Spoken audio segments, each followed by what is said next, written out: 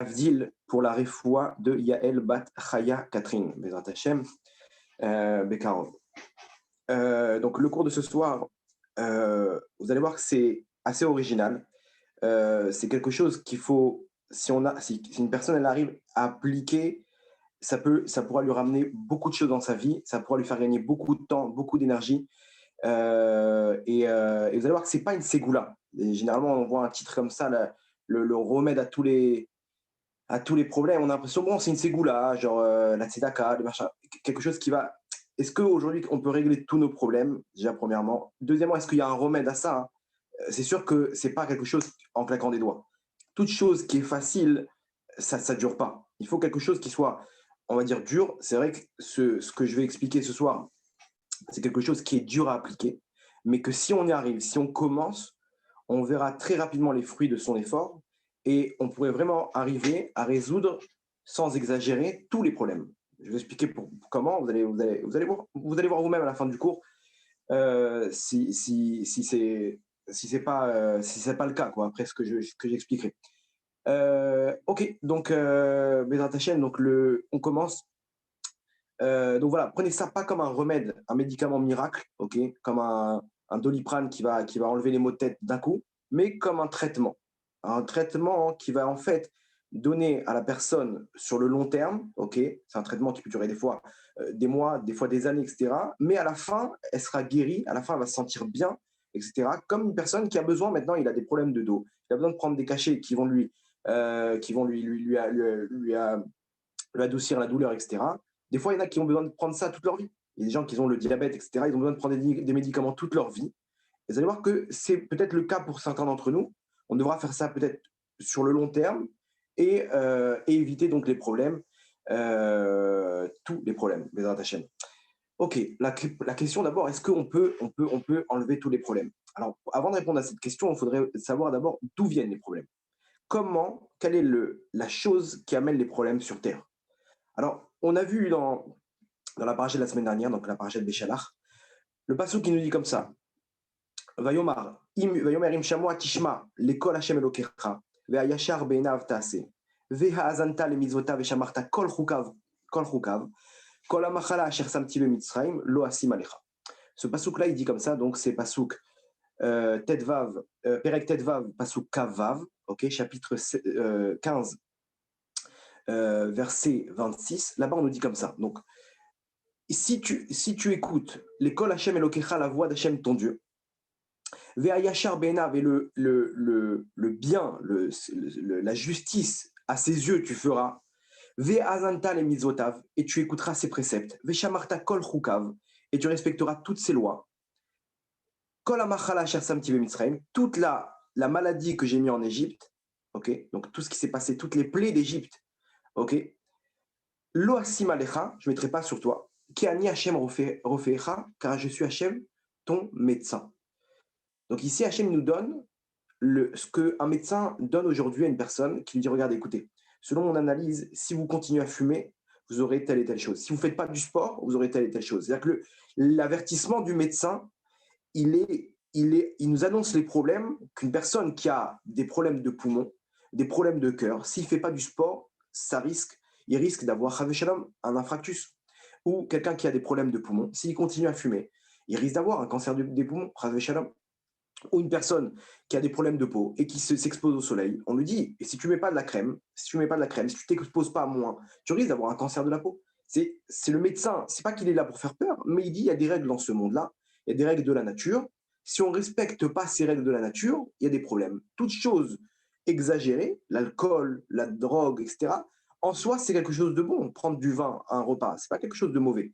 Prendre même de la drogue, il y a des trucs, il y a des drogues médicales aujourd'hui qui permettent à une personne de se calmer, d'arriver à trouver son bien-être, etc. Mais d'un autre côté, si on y abuse, à ce moment-là, c'est là que les problèmes commencent. Donc le médecin, il est là pour nous donner les règles de la nature, comment il fait le corps humain, comment il fonctionne, et par rapport à ça, nous dire: écoute, là, tu tires la corde un petit peu trop, il risque d'avoir des problèmes. Hachem, c'est pareil. Il y a un mode d'emploi dans ce monde, ok, qui est la Torah. Si une personne ne respecte pas ce mode d'emploi, c'est-à-dire que Hachem, ce n'est pas un avertissement ce qu'il nous donne, c'est les règles du jeu, le mode d'emploi. Sachez que cette Torah, j'ai mis ce qu'il faut, si vous n'écoutez pas ces préceptes-là, alors tout ce qu'il y a eu en Égypte, je pourrais pas ne pas vous le mettre. Pourquoi? Parce que c'est un mouvement de cause à effet. Si tu fais tel et tel avéra, automatiquement, il y aura tel et tel problème matériel qui vont être générés. OK? Et pourquoi? D'où on sait? Parce qu'Hachem nous dit à la fin qu'Ani Hachem Rofecha. De la manière que le médecin, c'est lui qui te donne comment dire, le mode d'emploi de ton corps humain. Hachem il te dit le mode d'emploi de ce monde, sache que c'est moi le médecin de ce monde. C'est moi qui sais comment guérir les problèmes, comment guérir les machalotes, les maladies. Et si tu n'écoutes pas ce qui est écrit dans cette Torah-là, ok, alors à ce moment-là, tout ce qu'il y a eu en Égypte, toutes ces plaies, tous ces problèmes, toutes ces maladies, je ne pourrais pas ne pas les mettre sur toi. Parce que c'est automatique, c'est naturel, c'est un mouvement naturel. Donc, alors, premièrement, c'est-à-dire en gros, si on ne fait pas ce qui est écrit dans la Torah, ok, alors on risque de s'amener sur nous des problèmes. Tous les problèmes commencent à partir du moment où une personne, elle ne fait pas ce qui est écrit dans la Torah. Alors vous allez voir, c'est pas si compliqué que ça, parce que j'imagine qu'on va se dire, attends, mais là, tu m'annonces une nouvelle terrible. Moi, personnellement, premièrement, je ne connais pas tout ce qui est écrit dans la Torah, mais en plus, pourquoi Hachem, il va me demander des comptes, alors qu'il m'a lui-même jeté dans une famille, ok, où on ne m'a pas appris ce que c'est la Torah. Alors, c'est pas évident. Si tu me dis, écoute, j'ai découvert maintenant que la cigarette, c'est pas bon, ok, tu peux m'avertir, mais là, tu m'as mis dans une famille où je ne sais même pas c'est quoi ce mode d'emploi. Comment Hachem peut te demander des comptes à une personne sur des choses? Je ne connais même pas les 613 mitzvot. Il y en a plus que ça. Il y en a beaucoup plus que ça. Ça, c'est les mitzvot de la Torah. Mais il y a les mitzvot des Rabbanan que nos sages nous ont enseigné. Alors comment on fait? Si à partir du moment où il me manque une mitzvah, sans faire exprès, peut-être que je fais une avéra. Et à ce moment-là, il va m'arriver des problèmes. C'est injuste. Alors, comment on peut répondre à cette question? Alors, il faut savoir que non. C'est vrai que si on fait des avérotes, ça va nous amener sur des problèmes. Mais si ce sont des avérotes qui sont faits, contrairement à la médecine, regardez la grandeur d'Hachem, c'est que si ces avérotes-là sont faites sans faire exprès ou par manque de connaissances, le mal que ça va apporter, il est très minime. Il est très, très faible. Il y aura presque rien qui va sortir de ça. Oui, c'est vrai que je vais devoir un petit peu galérer pour trouver une place de parking un jour, etc. Il y aura des petites galères à droite à gauche, ok. Mais vous inquiétez pas, c'est pas une réparation, ça va pas amener sur la personne des choses terribles, des gros problèmes. À côté de ça, on ne demande pas à une personne d'investir dans chacune des mitzvot. Ça aussi, il faut comprendre qu'il y en a qui sont nés dans des familles religieuses parce qu'ils doivent réaliser beaucoup, beaucoup de mitzvot. Mais nous, si on n'a pas eu tout ça, c'est qu'apparemment, Kadosh Baruch Hu, il ne demande pas une tonne. Il ne demande pas beaucoup. C'est pas qu'il faut pas, il faut faire le tri dans les mitzvot. Il faut tout faire. Mais vous allez voir qu'il y a des mitzvot sur lesquels on va être très sévère avec moi, si je ne les réalise pas, et des avérotes aussi. Et que de là, en fait, vous allez voir que tous les problèmes commencent. Sur quoi? Surtout, on va dire 95% des problèmes, surtout les mitzvot pour lesquels je suis venu sur terre, c'est-à-dire les lois, les préceptes qui sont écrits dans la Torah, que je suis venu sur terre réaliser. C'est-à-dire que vous comprenez bien que toute personne ici présente sur terre, elle a un but et elle a un rôle. Ce rôle-là, Hachem, quand il a pris la Neshama dans le Gan Eden, il a dit, viens, mon fils, tu vas redescendre. Maintenant, sache que ton rôle, selon la réparation de sa Neshama, c'est d'étudier telle Torah, de faire tel mitzvot, tel trait de caractère. Il y en a, il va devoir travailler la colère, donc on va faire en sorte de lui mettre des traits, qu'il soit coléreux. On va le faire grandir dans une famille marocaine. Il y en a, il va être, comment dire, il va devoir réparer, je sais pas, il est avec les femmes. Il a besoin, il aime les femmes. Il aime les femmes. Il est venu sur Terre pour réparer ça. Où est-ce qu'on va le faire grandir? On va le faire grandir à Paris, ok, dans la mode, dans les fringues, dans les boîtes de nuit, etc. Et là-bas, il va devoir agir pour réparer. Il y en a un, il est venu pour étudier la chassidoute. Donc, automatiquement, il va être attiré par Rabbi Nachman, par le Rabbi Lubavitch, etc. Il va avoir cette tendance-là. Il y en a, il est venu pour le Shabbat, pour les tefilines, pour, comment dire, et il va voir que sa vie, elle va tourner autour de ça. Des fois, il y a plusieurs choses. Alors, c'est vrai que si on n'est pas né dans une famille religieuse, on n'a pas beaucoup de choses. Du moins pour le moment, avant que la personne fasse tchouva, etc. Une personne qui est dans une famille religieuse, elle a beaucoup, beaucoup plus de choses. Donc, sur ces mitzvot-là, pour lesquels on est venu, notre mission sur Terre, la lumière qu'on est venu apporter au monde, c'est-à-dire qu'il y a et une réparation de notre neshama, de notre âme, et une lumière qu'on est venu apporter. Chaque personne, il faut savoir, chaque personne du âme Israël, elle est venue apporter une lumière qu'aucun juif, depuis la création du monde jusqu'à la fin des temps, ne pourra apporter. Aucune personne au monde. C'est un boulon dans la voiture. Sans ça, tu ne peux pas démarrer. Un jour, j'ai eu l'expérience. On est parti avec, avec mon frère, on est parti dans sa voiture. Il y avait une voiture 7 places. On est parti à un mariage, le mariage de ma cousine. Et donc, on était les deux familles. Il n'y avait que ma femme et moi et la famille de mon frère. On a pris une seule voiture. Il a une grande voiture au prochain. Donc, donc à la fin du mariage, on va pour repartir et il voit que le pneu, il est à plat. Il faut changer le pneu. Qu'est-ce qu'on fait? Donc, on sort le pneu et on commence à changer le pneu. Alors, bon, moi, je ne m'y connais pas trop. Lui non plus. Mon père, qui était là aussi, il a commencé à prendre les choses en main. Il a commencé à enlever les boulons. Maintenant, le problème, c'est quoi? C'est que, après, il y a un garagiste qui m'a expliqué le problème, c'est qu'il ne faut pas enlever un boulon. Il y a quatre boulons. Tu enlèves un, deux, trois, et ne laisse pas le quatrième tout seul. Pourquoi? Parce qu'après, tout le poids de la voiture, il repose sur un seul boulon, et il risque de le tordre, et après, pour l'enlever, c'est impossible. Très, très dur. Et c'est ce qu'on a fait. Par manque d'expérience, on a enlevé les trois boulons, et il restait le dernier. Imaginez-vous, il fallait une force pour tourner, parce que le truc il était tordu à l'intérieur. Impossible, coincé jusqu'à qu'il y a des mecs qui sont venus, ils ont ramené d'autres. Ça nous a pris 3/4 d'heure, 1 heure, pour enlever un seul boulon. Et il m'a expliqué ce garage, il faut enlever un petit peu de chaque, et après enlever un par un. Maintenant, après ça, je me suis dit, pourquoi Hachem, il me fait vivre une scène pareille? Et un jour, j'ai un déclic. Mais ce boulon-là, sans ce boulon, on ne pouvait pas démarrer. C'est-à-dire qu'imaginez-vous que l'âme Israël, c'est pareil. Des fois, il y a une personne, ok, c'est pas le moteur, c'est pas, on va dire, le grand sadique. C'est un petit boulon dans tout l'âme Israël. Sans lui, il n'y a pas de Géoula. Si lui, il n'a pas fait son tikkun, Hachem, il dit, on attend, on l'attend. Et quoi, mais ça va, c'est un boulon. Non, on ne peut pas démarrer. Sans un boulon, tu ne peux pas changer ton pneu, c'est fini. Et alors quoi? Bah, on ne démarre pas. Mais c'est pas grave, on regarde le volant qu'on a, on regarde les sièges, on regarde le moteur. Oui, mais ça ne sert à rien. Pareil, chaque juif qui est venu au monde, il a quelque chose à apporter, qu'il a reçu lorsqu'il était au Har Sinaï, au mont Sinaï.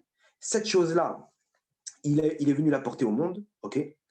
Et il ne sait même pas ce qu'il fait. Quand il respecte sa femme, quand il fait sa réparation sur terre, il met cette filine, il fait son Shabbat, il est en train d'apporter au Ham Israël sa pierre à l'édifice, et c'est que lui qui a pu amener cette pierre. Quand le Mashiach, il va venir avec le troisième temple, on va voir là-bas, il y aura une pierre à son nom. C'est-à-dire ça, c'est ton travail, c'est toi qui a construit cette pierre, c'est toi qui a posé cette pierre. Donc, une personne, elle est venue, entre autres, pour ces grandes lignes-là. Et c'est ça qui apporte 90-95% de tous les problèmes, c'est quand il n'est pas à sa place dans ce qu'il est venu réparer. Okay, que ce soit dans le bien comme dans le mal. Maintenant, s'il est à sa place, vous voulez savoir si vous êtes à votre place? C'est simple. Quand une personne est à sa place, elle fait sa mission sur Terre, tout lui sourit. Il n'y a plus de problème. Alors, il y a un travail constant, il y a ce traitement qui est là constamment, en train comment dire, qui est tous les jours en train d'être effectué, ce travail-là qu'on effectue jour après jour. Mais on est bien, on est à l'aise, il y a de la parnassa, il y a le shalom bayit, il y a les enfants, tout va bien, la santé, tout roule, tout fonctionne. Le mec, il a le mazal. Quand il fait la réparation de sa neshama, tout lui sourit. Quand tout va mal, c'est qu'il n'est pas à sa place. Alors, tout lui sourit, encore une fois, avec des efforts, mais tout lui sourit. Vous allez me dire, alors, ok, il faut qu'on sache quoi faire. Comment réparer notre neshama, si c'est ça. Vous allez voir que c'est pas compliqué. C'est pas compliqué, mais c'est un travail de jour après jour. Essayez de suivre, parce que là, on va construire une étape après une étape. C'est une construction d'une procédure, d'une explication qu'on est en train de faire. Essayez de suivre. Il ne faut pas rater un élément, parce que sinon, on récapitulera. Mais vous allez voir que ce n'est pas compliqué. Donc, on récapitule. On a dit, tous les problèmes, ils viennent à partir du moment où on ne fait pas ce qui est écrit dans la Torah. Okay, on ne respecte pas le mode d'emploi. Une personne, on lui donne un téléphone, ok, il commence sous la douche à continuer à parler au téléphone, il comprend pas, il va voir le mec, il lui dit, mais attends, je comprends pas, le téléphone, il a sauté là, il s'allume plus. Il dit, mais pourquoi, qu'est-ce que t'as fait? Je suis rentré dans la douche avec, je suis bas. Il dit, mais tu rigoles, Habibi, il faut que tu lis le mode d'emploi, on n'a pas le droit de le mettre dans l'eau. Il dit, ah, mais je ne savais pas. Alors qu'est-ce qu'il fait? Et on le rembourse ou pas? On ne le rembourse pas, c'est ton problème. Il faut connaître le mode d'emploi. Le mode d'emploi de ce monde-là, d'une personne, d'un homme, c'est la Torah. Quand on respecte ce qu'il y a dans la Torah, alors il n'y a pas de problème. Aucun problème. Maintenant, on a dit que principalement ce qu'on est venu faire dans ce monde-là, pas toute la Torah. Il est clair que si maintenant je ne suis pas venu pour le Shabbat et que je suis tombé, sans faire exprès, j'ai allumé la lumière le Shabbat, et je vais réparer dans les jours à venir avec une galère de, comment dire, pour trouver une place de parking. Je vais tourner pendant un quart d'heure, ok, mais c'est tout. Tandis que si c'est mon tikkun, c'est autre chose. Sur ça, on va être intransigeant. Intransigeant parce que c'est ma mission sur Terre, c'est la lumière que je dois apporter au monde, à moi-même, c'est ça qui va m'apporter le Olam Haba. Sur ça, il n'y a pas de cadeau. Intransigeant. Hachem, sur ça, il est intransigeant, dans le bien comme dans le mal, si c'est une chose à respecter ou pas. On a dit maintenant, une personne, à partir du moment où elle est dans son tikkun, il n'y a plus de problème, tout lui sourit. C'est là que tout commence à lui sourire. Tout, on lui donne tout sur un plateau. Vous allez voir pourquoi? Parce qu'Hachem, il est intéressé à ce que tu fasses ta réparation. Il est là pour t'aider. Hachem, il n'est pas là pour nous mettre des pièges. Lui-même, il a écrit dans la Torah, ne mettre pas une embûche à un aveugle, et lui-même, il va nous mettre des embûches. Non, à partir du moment où il a écrit dans la Gemara, dans Shabbat, que Abal est Taher, celui qui vient pour se purifier, Messaïm Beado, on l'aide. On l'aide. Tu veux te purifier, tu veux faire le tikkun de ta neshama, on va t'aider, on va te mettre tout sur la route. On va te donner ta parnassa, ta santé, tout, toutes les forces que tu as besoin, toutes les armes que tu as besoin pour ce tikkun-là. À partir du moment où tu as décidé de le faire. Et tout va lui sourire. Ça ressemble un peu, regardez l'exemple, un peu à un prêt. Une personne, elle a acheté sa maison. Il a acheté sa maison, ça lui a coûté 2 millions de shekels, ok. Tous les mois, il doit payer 4 000, 5 000 shekels pendant 30 ans, disons, ok. Très bien. Maintenant, vous allez me dire quoi? Cette personne-là, elle est heureuse quand il fait maintenant la Hanouka de Baït. Il est chez lui, sa femme, elle est là. Est-ce qu'ils se sentent bien dans leur maison ou pas? Techniquement, vous allez me dire oui. Enfin, on a notre maison à nous. Mais ce mec, c'est un fou. Comment ça? Tu rigoles. Tu as une dette de 2 millions maintenant. Comment tu peux être heureux alors que tu as une dette de 2 millions? C'est vrai. Les gens, ils sont bien, ils sont à l'aise alors qu'ils ont une dette de 2 millions sur le dos. Ils se sont embarqués dans une folie. Et comment tu vas faire si tu n'arrives pas? Non, les gens, ils ne pensent pas à ça. Ils ont leur dette, ils payent tous les mois. Mais d'un autre côté, ils sont bien. C'est exactement le cas d'un homme sur Terre. Quand il est dans son tikkun, maintenant, il a une dette. Son tikkun, c'est 2 millions de shekels à payer. Ça va lui prendre 30 ans, 40 ans, 50 ans. Il va faire ça sur plusieurs. Des fois, il y a des mois, il ne va même pas payer. Contrairement à la banque, HM, il y a des fois, on a pas, pendant 2 ans, on ne paye pas. Le mec, il perd son temps pendant 2 ans, il ne veut pas faire son tikkun. HM, il respecte. C'est pas grave, on te reporte. C'est pas comme maintenant, là, pour le Corona, ils ont reporté de 3 mois tous les prêts. Et après, ils ont envoyé comment dire, ils ont rajouté plein de frais à droite, à gauche de report de Mashkenta, de prêt. C'est pas comme ça. Hachem, il te dit, prends ton temps, mon fils, n'aie pas peur, je suis avec toi. Tu veux reporter d'1 an, 2 ans, tu veux quand même finir avec cette fille, il n'y a pas de problème. On se donne rendez-vous dans 2 ans quand tu termineras. Et après, on repart. Et comme ça, Hachem, il attend. Il attend qu'on fasse tchouva, il attend qu'on commence notre tikkun. Il a tout son temps, Hachem. Ça peut prendre toute une vie, c'est pas grave. À partir du moment où tu fais tchouva, il y a des ascenseurs, etc. On peut accélérer le temps, mais prends ton temps. Des fois, on va payer en un mois, on va payer 100 000 shekels. Des fois, on va payer 0. C'est à nous maintenant, mais cette personne-là, tout lui sourit, il est dans sa maison. Il est bien. Quand tu es dans ton tikkun, c'est exactement le même parallèle. La même parabole, tu es chez toi, tout va bien, tu sais que tu es dans le droit chemin. Tu sais qu'Hachem, il est avec toi, mais tous les mois, il faut payer. C'est exactement le cours de ce soir. Soit on va expliquer comment on va tous les mois payer, tous les mois faire cette chose-là, tous les jours même, et se sentir dans son tikkun, se sentir bien et que les problèmes, et mettre fin à tous les problèmes.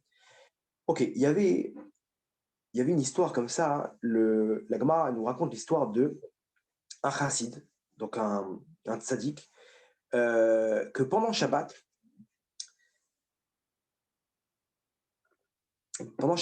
il était dehors comme ça, et il voit maintenant dans la clôture de son jardin, hein, il y avait un trou. Et donc, il y avait des arbres. Et dans sa tête, il s'est dit, il faut que, Bezrat Hashem, après Shabbat, il faut que je rebouche le trou. Il faut que je complète le mur ou la barrière, etc. Il a pensé comme ça à une mélacha de Shabbat, donc à Soura, un interdit de Shabbat. Il a pensé de faire après Shabbat, donc de réparer la clôture. Maintenant, selon la halakha, il n'y a aucun problème de penser à une avéra, à quelque chose après Shabbat, de faire quelque chose après Shabbat. De le dire, il y a écrit daver davar, az titana galashem, donc de dire la chose, je vais le faire après Shabbat, je vais réparer la clôture, c'est assourd. On n'a pas le droit à Shabbat de parler, de dire je vais prendre la voiture après Shabbat pour aller à Natania, je vais réparer mon truc, etc. C'est assourd. Mais de penser, aucun problème. Il y a pensé, maintenant il a senti que ça a touché à la Gdusha de Shabbat. Il s'est puni. Il a dit, bah, pour la peine, puisque j'ai pensé à cette chose-là Shabbat, alors qu'il n'y a aucun problème, il a pris sur lui de ne jamais réparer cet enclos. Tant pis, tant pis. Je vais me punir, je ne réparerai jamais cet enclos. Pourquoi? Parce que j'y ai pensé pendant Shabbat. Et effectivement, il a laissé, c'est pas grave, qui rentre, les renards, qui rentrent, les trucs, etc. Tant pis pour moi, ce sera la réparation de mon Avera. Au bout de quelques temps, Hachem, il a fait un miracle. Il y a marqué là-bas, Tzlaf Chad, ok, un arbre qui s'appelle le tzlaf. Donc le tzlaf, c'est un arbre les tzlafim, c'est, je sais pas comment on dit en français, je crois que c'est les lupins, des petits trucs jaunes avec une fine peau comme ça s'appelle les tzlafim en hébreu. Ok, il y a marqué tzlaf rad comme ça dans un arbre de tzlaf qui fait ces trucs-là, qui a poussé à l'endroit et qui a bouché l'enclos. Hachem lui a fait un miracle, il lui a bouché lui-même l'enclos, la clôture.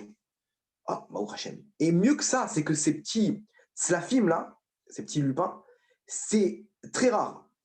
À l'époque, c'est très rare. Il a fait avec ça beaucoup d'argent. Il s'est enrichi avec ça.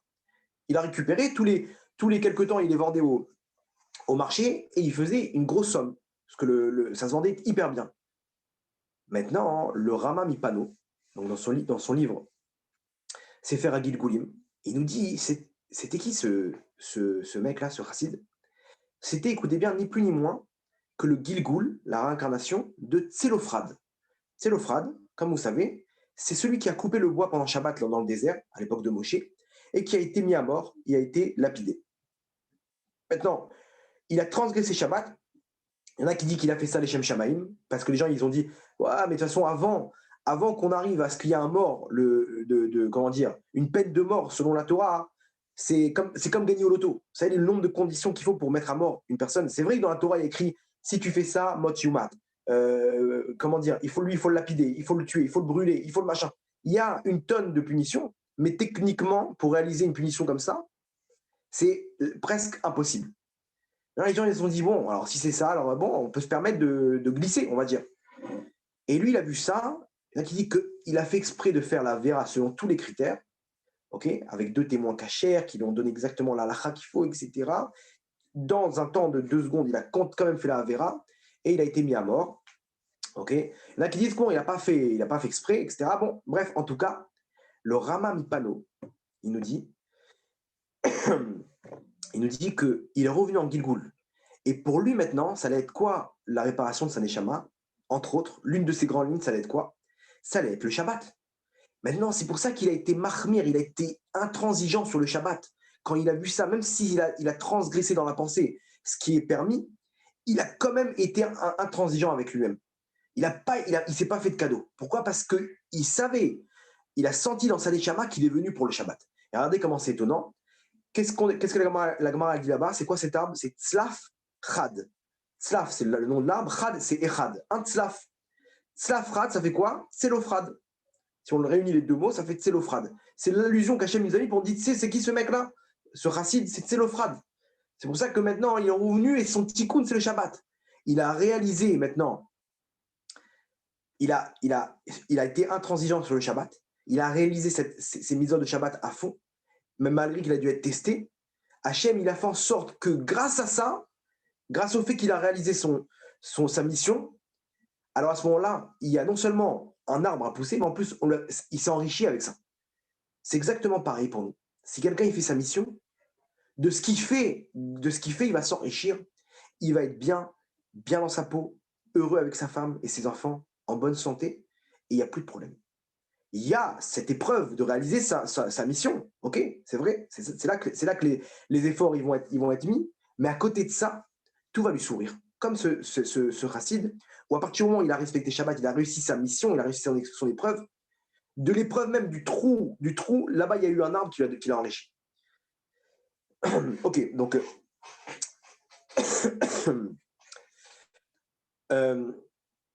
maintenant, il faut savoir, la question est de savoir comment savoir ce que je suis venu réparer sur Terre.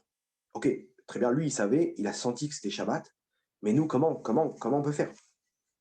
Alors, il y a plusieurs critères. Je vais vous donner maintenant plusieurs choses pour savoir, pour déterminer ce qui est le tikkun de sa neshama. Ok? Et vous allez voir, faut déjà venir d'un endroit qui est stérile. De se dire, ok, honnêtement, qu'est-ce qui ne va pas chez moi? Il ne faut pas commencer à dire non, mais ça va, je pense que tout va bien. Non, honnêtement, j'aime l'argent. J'ai tendance à voler. J'ai tendance à glisser dans ça. Je suis dans un call center qui ne va pas. Je sais que c'est pas honnête. Je sais que c'est pas là-bas, c'est pas terrible ce qui se passe. Je suis pas, moi je fais mes contrats, etc. Mais je sais que derrière ça, les patrons, etc., ils font des choses bizarres. Le mec, il aime les femmes. Il voit, il y a une femme qui passe dans la rue, il marche comme un radar, il n'arrive pas à se tenir. Il voit, il est constamment attiré par ça, etc. Un homme, il est coléreux. L'autre, c'est une barre de fer. Il n'arrive pas à donner, il n'arrive pas à truc. L'autre, c'est sa femme. Il n'arrive pas à respecter sa femme. Il voit, c'est toujours la même chose. Déjà, de venir d'un endroit stérile pour se dire honnêtement, poser carte sur table, qu'est-ce que j'ai comme problème? Qu'est-ce que j'ai comme avantage? Qu'est-ce que j'aime faire? J'aime le Shabbat. Canéric, apparemment, j'ai quelque chose là-bas.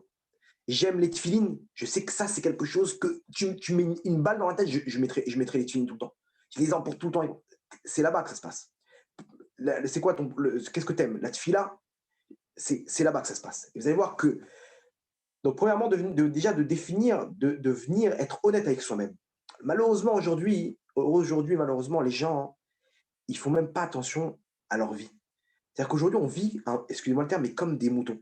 On vit comme des behemoths, comme des animaux qui mangent, qui dorment, qui jouent, qui vont en vacances, qui travaillent, qui rentrent dormir, etc. Et voilà, ça passe d'un truc comme ça, la Coupe du Monde, la Coupe d'Europe, les Jeux Olympiques, le mariage de trucs, la bar mitzvah de machin, etc. Ça passe d'événement en événement comme ça. On essaie de passer notre vie parce qu'on s'ennuie et on ne réfléchit pas. Une personne, elle n'a pas le temps de se dire, mais attends, pourquoi je suis venu sur Terre? C'est-à-dire qu'il y a beaucoup de gens aujourd'hui, ils ne se sont jamais posé la question qu'est-ce qu'on fait là? C'est sûr qu'ici, déjà, ce travail-là, il s'adresse à une personne qui a un minimum on va dire, une intelligence un peu supérieure, de se dire, de voir un peu au-dessus de cette vie-là, de la société, de ce qu'on on nous oblige, on nous impose, de se dire 2 secondes, qu'est-ce qui se passe? Pourquoi je suis là? Pourquoi je suis juif? Pourquoi on meurt? À quoi ça sert? Pourquoi on vient, on part, on vit, on meurt, etc. Le mec, il comprend, il a vu son grand-père partir. Il était là à l'enterrement, il a vu qu'on finit tous dans un trou de 2 mètres sur un. Il a vu ça, il a vu que son grand-père était dans comment dire, une maison de retraite. Il s'est pas dit, attends, je sais pas, il a vécu mon grand-père. Il a fait la guerre de trucs, de machin, etc. Il a gagné de l'argent, etc. À quoi ça sert? Où il a mis tout ça? Sa famille se sont distribués sur l'argent qui s'est battu toute sa vie. Il s'est massacré le dos parce qu'il a travaillé toute sa vie. Il a fini dans une maison de retraite avec des médicaments. À quoi ça rime tout ça? Il est clair que déjà, ce qu'on raconte ce soir, ça s'adresse à une personne qui a un minimum d'intelligence, on va dire, un minimum comment dire, d'introspection. Quoi. Il arrive à comprendre, il arrive à voir un peu entre les lignes. Sinon, les gens, ils vivent comme des animaux. Ils vivent comme des animaux. Genre, une vache, elle vient, elle se lève, elle va brouter, elle repart, etc. Sauf que c'est un peu plus perfectionné. C'est une vache des temps modernes. Voilà ce qu'on est aujourd'hui. Il faut qu'une personne arrive à sortir de ça. Ce que Rabbi Nachman, Breslev, il appelle ça le birour amedame. On ne peut pas comprendre c'est quoi son tikkun tant qu'on n'a pas fait le tri dans toute cette imagination qu'on nous donne. Est-ce qu'on est vraiment nous-mêmes?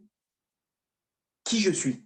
On pourra jamais savoir parce qu'en fait, je suis la somme, le fruit de tout ce qu'on m'a rentré dans le crâne. J'ai été éduqué par la télé, par les séries télé, par les chanteurs, par les infos, par les trucs. Ce que je dis, mon discours, c'est quelque chose que j'ai vu dans une émission, ok, de quelqu'un qui a bien parlé. J'ai pris, hop, ça m'intéresse, c'est sympa. J'ai lu ça dans les informations, ok, ça aussi, ça m'intéresse, etc. C'est le discours que j'ai. C'est où tu vas, pourquoi tu vas faire ça maintenant dans ta vie? Je sais pas, parce que tout le monde le fait. Tout le monde le fait. Mais non, oh, t'aimes faire ça? Non, mais bon, je gagne de l'argent. Une personne, si elle vient pas d'un endroit qui est stérile, elle pourra jamais comprendre ça. Donc, il est clair, bon, déjà que celui qui regarde ce cours, c'est forcément qu'il s'est posé ces questions-là, de se dire, de vouloir comprendre le but de ce monde. S'il regarde un cours de Torah, c'est forcément il a un minimum de sagesse par rapport à tout ça. Mais il faut savoir que beaucoup de personnes, aujourd'hui, ils sont dans un mode qui n'ont pas de libre arbitre. Et vous allez voir pourquoi. Je vais expliquer pourquoi. Tout simplement, en fait, je vous explique maintenant, tout simplement parce que une personne, afin de réparer, elle est obligée de revenir à l'endroit où elle était avant de partir de ce monde-là, c'est-à-dire de revenir dans les mêmes conditions. Et à partir de là, de faire le chemin inverse. Tu reviens. Le principe, il est que tu reviens dans les mêmes conditions. Je donne un exemple. Une personne, elle a fauté avec des femmes. On va la faire grandir dans une famille, dans un endroit, dans une ville où là-bas, on la met dans une école où il va replonger avec les femmes. Et il ne pourra pas se poser ces questions-là, de se dire qu'est-ce que je fais sur Terre, etc., de commencer à réparer, parce qu'il n'a pas le libre arbitre. On est obligé de le remettre à l'instant T, okay, au niveau spirituel dans lequel il a quitté ce monde dans le dernier Gilgul. Et là, on lui redonne le libre arbitre, et là, on lui dit allez, mon coco, tu repars, tu répares. Et là, d'un coup, il prend conscience, il dit mais qu'est-ce que je fais? Il arrive à un cours de Torah par hasard, il voit la gravité de ce que c'est de faire, je ne sais pas, Zera Levatala, sa semence en vain, d'aller avec des femmes, d'aller avec des... Il dit mince, qu'est-ce que j'ai fait? Et il commence à aller voir Rav, qu'est-ce que je fais? J'ai fait des bêtises. Ok, il fait tchouva, il commence à faire tchouva, il se renforce, il remonte tout, il répare. Vous comprenez? Mais on est obligé de le remettre dans l'endroit pour pouvoir réparer. Donc aujourd'hui, tous les gens qui ne sont pas rendus compte de ça, hein, on leur a enlevé le libre arbitre pour les remettre à l'instant T, au niveau spirituel dans lequel ils doivent être pour pouvoir faire le chemin inverse. Ok? Donc, premièrement, pour pouvoir savoir c'est quoi son tikkun, c'est déjà se poser les bonnes questions, de dire qu'est-ce que j'ai comme avantage, qu'est-ce que j'ai comme inconvénient. Donc, deuxièmement, on a dit de faire le tri dans tout l'imaginaire que j'ai autour de moi. Est-ce que c'est vraiment moi ou c'est pas moi? Pour ça, il faudrait être dans une île déserte et de voir qu'est-ce qui m'attire vraiment. Qu'est-ce qui m'attire? On peut voir ça. Une personne, elle sait, moi, je sais que je suis coléreux. Moi, je sais que je suis comme ça. Elle peut être honnête avec elle-même. Elle peut faire le truc. Mais d'un autre côté, est-ce que c'est pas... T'es pas nerveux parce que tu as vu ça chez un copain, que tu as vu comment, quand il est nerveux, tout le monde le respecte, tout le monde a peur de lui. Donc, tu n'as pas acquis cette nervosité, alors qu'en fait, c'est pas toi. Okay, donc, c'est pour ça qu'il faut faire le tri. Et à la fin du cours, on va savoir comment faire ce qu'il nous dit Rabbi Nachman, le birou ramedame, le tri dans toute cette imaginaire, dans toute cette bulle dans laquelle je me trouve. Troisièmement, vers où je me dirige? Léan Anishayach, vers quoi je suis attiré? La musique, etc. J'ai des choses comme ça où naturellement j'ai envie de les faire. On peut voir ça chez les enfants. Vous voyez un enfant comment lui il n'a pas encore toute ce que le monde va lui rentrer dans le crâne. Lui il est pur, il est honnête. Et vous voyez comment depuis le début il a déjà ses traits de caractère. C'est un enfant, il est très maniaque. Il aime bien garder les choses. Il a son petit sac, il aime des choses comme ça. Il aime pas qu'on lui prenne. Il est bagarreur, il est coléreux. Une personne, elle peut voir ça encore chez elle. Elle voit, qu'est-ce qui m'attire? Est-ce que je suis à l'aise là-bas ou pas? Si tu es à l'aise, c'est que c'est là-bas que ça se passe. Si tu te sens pas bien à l'endroit où tu es, c'est pas là-bas. C'est que ta neshama, elle te dit, bouge de là-bas. C'est pas pour nous. Ok, donc troisième chose, vers quoi qu'est-ce qui m'attire? Naturellement, de se poser la question, ok, est-ce que je suis à l'aise ou pas à l'aise? Est-ce que je me sens heureux? Est-ce que je suis heureux ou pas, là où je suis? Si t'es pas heureux, c'est que t'es pas à ta place, c'est pas possible. Ou que tu fais pas la chose comme il faut. Et dernière chose, pour savoir c'est quoi mon tikkun, la chose, vous allez voir ça, les gens ils peuvent témoigner, la chose que quand tu fais une mitzvah ou une avera, tu sais très bien que ou tu vas réussir dans ta parnassa si tu as fait cette mitzvah, ou tu vas te faire éclater dans ta parnassa. Ou tu vas avoir des problèmes, ou tu sais que ça va bien se passer. Je connais des gens comme ça, et quelqu'un il m'a dit, par exemple, il m'a dit, moi je sais, j'ai ma prière du matin, mais j'ai un limoud spécifique, il m'a dit, quand je le fais bien, les 2-3 prochains jours, il me sourit.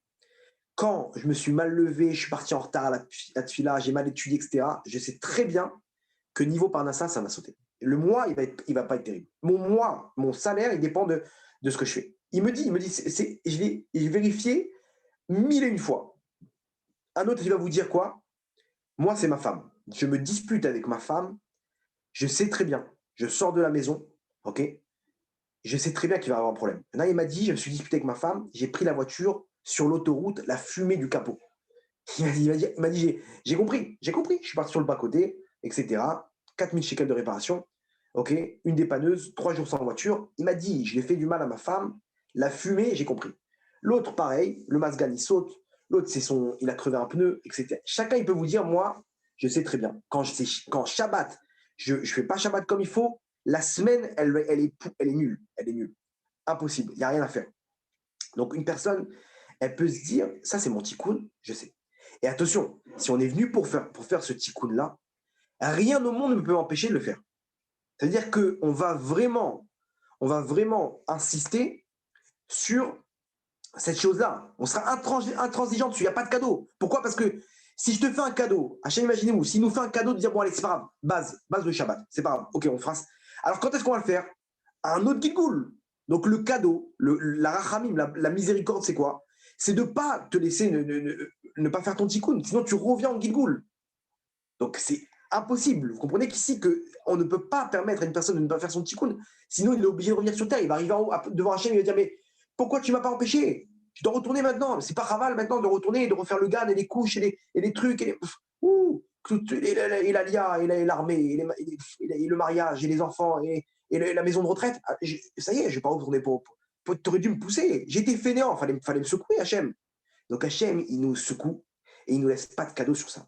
Une personne, quand elle fait ce qu'elle doit faire, et des personnes aujourd'hui disent ouais, je vais divorcer, etc. Elle me saoule, je ne peux pas rester avec elle.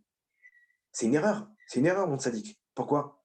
Parce que tu vas te remarier, cette femme-là, elle va avoir exactement les mêmes problèmes que ta femme.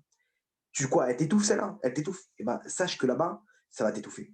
Si c'est pas ta femme, c'est tes enfants qui vont t'étouffer, c'est ton patron, mais tu es venu pour travailler la colère, coûte que coûte, tu vas la travailler. Donc si tu divorces, ça sert à rien. Tu vas retomber, tu vas replonger. À part si tu as fini ton tikkun et que ça y est, maintenant tu dois divorcer d'elle pour arriver à une femme de sa déquête. Mais est-ce qu'on sait? Les gens aujourd'hui, ils sont là, ils espèrent. Ils divorcent, ils menacent sa femme et lui disent ah, tu vas voir, de toute façon, quand je vais divorcer, il attend le moment où il va retourner sur le marché des transferts. Ah, je sais que j'ai déjà 3-4 filles, 3-4 femmes, je sais que je pourrais facilement. Il a déjà prévu l'après-divorce. Où la femme, elle se dit ouais, je sais, de toute façon, quand je vais divorcer, les hommes, ils vont se jeter à mes genoux, à mes pieds. Ça sert à rien. Pendant quelques mois, ça va être la folie, et après, ça rebelote. Et les gens, ils redivorcent, ils n'ont pas compris. 3-4 divorces, les gens, ils ont pas de pitié. Donc ici, son tikkun, c'est son tikkun. Il y avait comme ça, hein, à l'époque je crois que c'était Rabbi Chaim Volojin, il y avait un tzaddik qui s'appelait Rav Leib. Un tzaddik des midotes incroyables. Malheureusement, sa femme, elle est partie. Et 3-4 ans comme ça, il a vécu célibataire jusqu'à qu'il s'est dit, bon, je vais me remarier. Il était encore jeune, il avait quoi, à la cinquantaine. Et il s'est dit, je vais me remarier. On a une mise d'être marié. On a une mise d'apporter des enfants. Peut-être que je peux apporter encore des enfants, etc. Il s'est remarié. Maintenant, il a décidé de se remarier. Avant de se remarier, il est parti voir donc les chatranim, donc ceux qui organisent les shilochim, les rencontres. Il a dit, écoute bien, je veux que tu me donnes la femme, la pire de toutes, nerveuse, ok? C'est-à-dire, tu as une liste, on va dire, les tzadikim, tu les prépares, il y a des filles comme ça, ok? Moi, je veux que tu me mettes dans le carré des gens, s'il y a quelqu'un un problème, qui a un handicap, pour que tu lui présentes ce genre de fille-là. Moi, je veux une fille comme ça, des midotes pourries, des traits de caractère à la panime. Tu me mets le top du top. Mais tu rigoles ou quoi? Mais tu veux. je- c'est mon désir. Mais alors pour lui, il s'est dit, il n'y a pas. Je vais maintenant, je suis venu pour réparer ma neshama, je suis venu, peut-être c'était apparemment son tikkun. Je suis venu pour travailler mes midotes, je suis venu pour le Olam Haba. Je ne suis pas venu comment dire, je suis venu pour bosser. Donne-moi une femme, c'est pas grave. Elle va me tester, elle va me rendre nerveux, et je vais travailler, jusqu'à temps que je vais devenir un ange, un malach Hashem Tsevakot. C'est pas grave, je vais travailler encore mes midotes, etc. Donne-moi la pire. Quel niveau? Aujourd'hui, les gens, ils n'ont plus les forces de bosser. Mais à l'époque, c'était des vrais AVDHM. Les mecs qui savaient lever les manches et bosser. Ils disent, c'est pas grave, je suis prêt à tout. Je suis prêt à tout. Bon, on lui fait des propositions. Alors, regarde, celle-là, elle a tel problème, elle est hyper nerveuse. Celle-là, elle est comme ça. Non, non, c'est pas. Elle a encore un peu de sa déquête, etc. Alors, encore pire. Comme ça, une semaine, 2 semaines, 3 semaines. Il appelle d'autres chatranim. Il me dit, moi, t'as pas une fille comme ça. Et les mecs, ils comprennent pas. Mais c'est pas possible. Jusqu'à qu'on lui propose la perle rare. La perle rare, une femme, mais c'est une sorcière. Insupportable. Vraiment, genre. Il dit attends, super, je suis content, mais je vais quand même faire des vérifications. Et il appelle maintenant les voisins. Oui, vous avez entendu de parler de telle femme, etc. Ouh là là, de qui tu nous parles? Mais tu rigoles ou quoi? Elle n'arrête pas de crier, elle n'arrête pas de trucs et machin. Et je sais pas, il dit, ok, il appelle une autre personne, il appelle là-bas dans c'est comment dire, sa famille, c'est machin, il fait une enquête. Et effectivement, c'est une folle. Et il est hyper content. Et super. Il dit, je veux me marier avec elle. Bon, les gens ils comprennent pas, etc. Il dit bon bah qu'est-ce que tu veux, c'est son. Il comprendra lui-même. Hein, qu'est-ce que tu veux que il est peut-être tombé sur la tête lui aussi, à savoir. Et il se marie et il attend maintenant après le mariage, il attend comme ça le coup de poil qui va arriver. Il sait pas quoi faire. Il se dit attends, peut-être d'où ça va venir. Et il voit sa femme, elle accueille comme ça, il rentre de la prière. Donc le lendemain du mariage, il rentre, sa femme elle a préparé une belle table, petit déjeuner comme ça, hyper souriante. Mon chéri, comment ça va? Bokertov, etc. Tac. Bon, il dit bon, apparemment, elle doit se contenir un petit peu, ok? Elle doit se maîtriser parce que c'est les premiers jours, quoi. Donc on ne peut pas tout de suite être exposé. Bon, on va attendre. Premier jour de folie, deuxième jour, troisième jour. Et il voit comme ça, jour après jour, que cette femme-là, c'est pas qu'elle s'est contrôlée, mais c'est qu'elle est hyper gentille. C'est une sadéquette. Il dit, ouais, ils m'ont arnaqué. Après 3 mois, il appelle les chetranim, il dit, vous m'avez arnaqué. C'est pas possible, etc. J'ai demandé une réchaïte, qu'est-ce que vous m'apportez, etc. Il dit, mais non, regarde, t'as fait toi-même les vérifications, qu'est-ce qui t'arrive?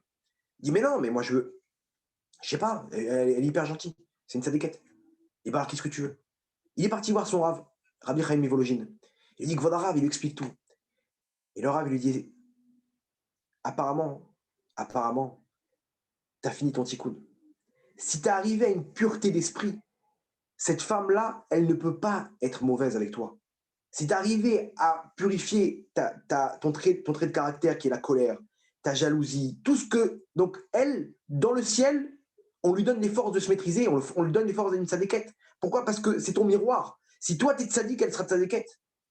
C'est-à-dire quoi? C'est-à-dire qu'une personne, tous les problèmes qu'elle a, ça vient de lui. Sa femme, ou elle, son mari, c'est à cause de toi.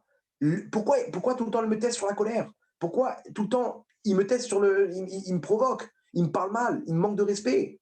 C'est parce que c'est toi, t'es venu pour travailler ton orgueil, t'es venu pour travailler ta colère, t'es venu pour ça. Donc, coûte que coûte, tu le feras. Ah, et si je divorce, ben, même si cette femme-là, c'est une sadéquette, eh ben, si tu dois travailler la colère, elle va te pousser à bout aussi. Elle va te pousser à travailler ta colère. Vous comprenez? Lui, il était arrivé à une pureté d'esprit, une pureté de caractère, donc il n'a pas eu ces problèmes-là. Donc ça, c'est comment comprendre quoi réparer. Ok? On récapitule, on fait un petit récapitulatif. Accrochez-vous, vous allez voir la solution, elle arrive, mais on répète.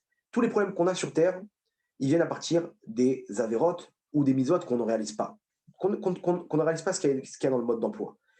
Quand on commence à faire ces misotes-là, et pas n'importe quelles misotes, celles qui sont venues pour la réparation, pour ma mission sur Terre, la réparation de ma neshama, c'est là, si je ne les réalise pas, c'est là que les problèmes commencent. 90-95% des problèmes. Si je réalise, la vie me sourit. Ok?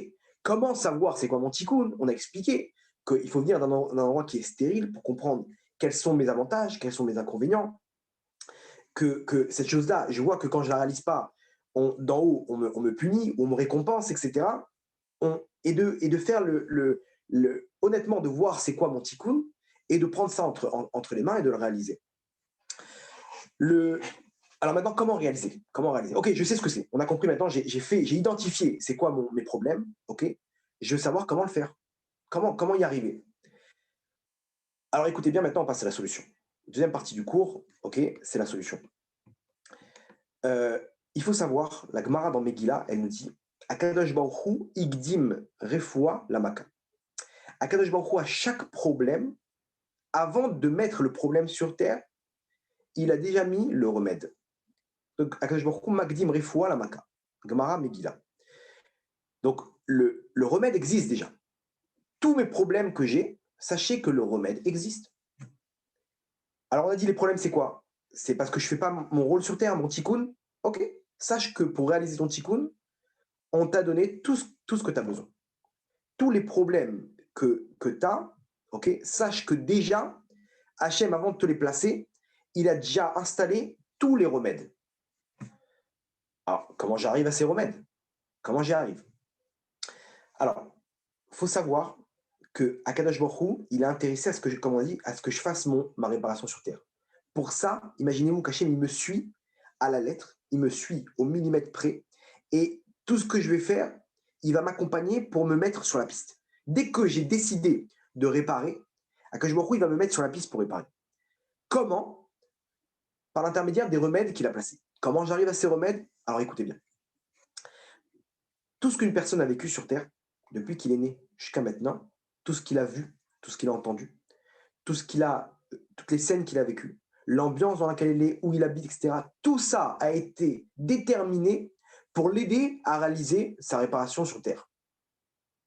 Il est né dans telle famille, il a eu tel cousin, telle tante, il est né dans tel endroit, il a déménagé après dans tel endroit, telle maison, tel frère, telle sœur, telle femme, tel job, tout ce qu'il a entendu, tout ce qu'il a vu, etc. Et il faut savoir, regardez, au niveau maintenant psychologique, au niveau plutôt médical, il faut savoir qu'une personne, elle détient dans son cerveau toute sa vie. Sauf que le cerveau, comme il n'a pas besoin de ces informations, il les jette dans l'inconscient, je ne sais pas dans quelle partie exactement, mais en tout cas, on a un genre de marsane, de hangar, où on emmagasine toutes les informations qu'on a vécues. Okay, et c'est vraiment parce qu'une personne, par exemple, hypnotisée, on peut la faire revenir, par exemple, à l'âge de 4 ans, et on lui dit, qu'est-ce que tu vois? Il peut nous décrire tout ce qui se passe. Il y a des gens aujourd'hui, par exemple, ils ont la capacité d'atteindre ça rapidement, et ils peuvent nous décrire, ils ont une mémoire, ce qu'on appelle photographique, je crois que c'est photographique, il y a des gens comme ça. Le mec, en hélicoptère comme ça, un jour on m'a dit un mec à New York, il a fait en hélicoptère à New York, il regardait comme ça, il est descendu, il a dessiné tout ce qu'il a vu. Un autre, il prend les pages jaunes, il tourne les pages, tu lui poses n'importe quelle question sur n'importe quel nom là-bas, il te sort le numéro de téléphone. Comment il a fait?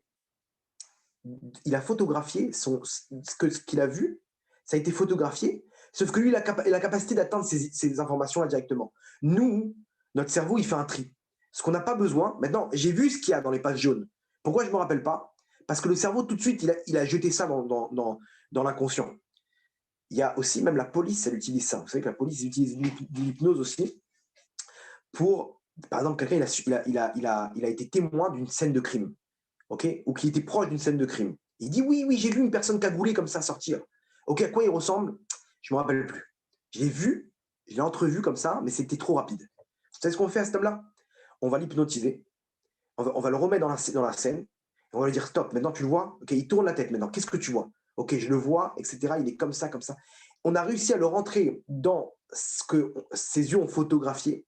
C'était en un millième de seconde maintenant.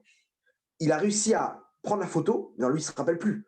Et on le remet dans cet état-là, et il nous décrit, ok, donc je vois qu'il est blond, je vois qu'il a une barbe, il a un nez comme ça, etc. Et on fait le portrait robot à partir de ce qu'il nous a dit, et comme ça, on retrouve le voleur. C'est un truc de fou.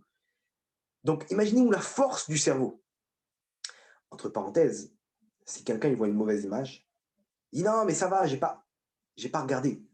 Il est sur Internet, il voit des images qui sautent dans tous les sens de femmes qui ne sont pas forcément, comment dire, habillées Rachel Imenu.